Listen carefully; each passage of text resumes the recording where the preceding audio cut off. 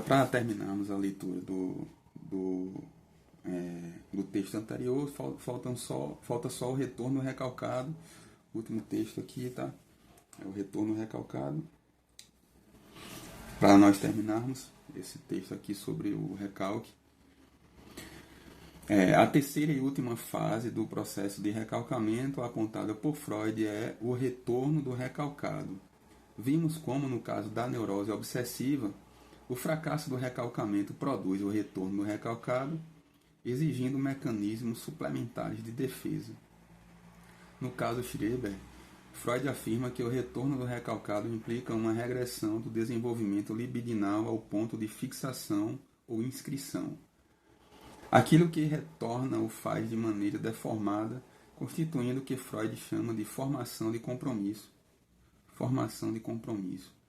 Anteriormente ao artigo de 1915, Freud concebia o retorno do recalcado num sentido quase literal, isto é, o recalcado retornaria utilizando os mesmos caminhos associativos adotados por ocasião do recalcamento. Recalcamento e retorno do recalcado seriam, pois, operações simétricas e inversas. Confere Laplanche e Pontalis. A partir do artigo de Differdring, ele passa a considerar o retorno do recalcado como um mecanismo específico e independente, exemplificando através da neurose de angústia, da histeria de conversão e da neurose obsessiva, essa terceira etapa do processo de recalcamento.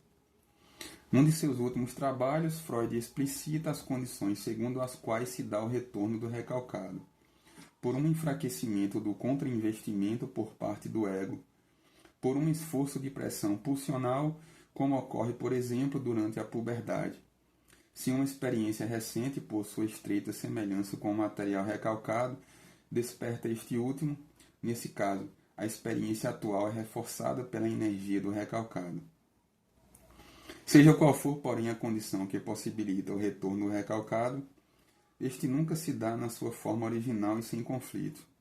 O material recalcado é invariavelmente submetido à deformação por exigência da censura pré-consciente que, mesmo nos casos em que sua função não é tão exigida, como durante o sono, por exemplo, ele não deixa de impor suas condições para que o recalcado tenha acesso à consciência. O deslocamento e a condensação são os meios mais frequentes utilizados para que esse acesso seja possível.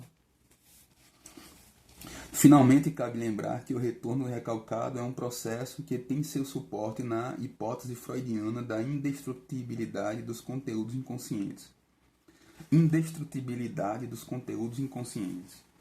Os representantes recalcados não somente mantêm sua indestrutibilidade, como também lutam permanentemente pelo acesso ao sistema pré-consciente e consciente, obrigando este último a um dispêndio constante de energia para fazer face à ameaça que tais conteúdos representam.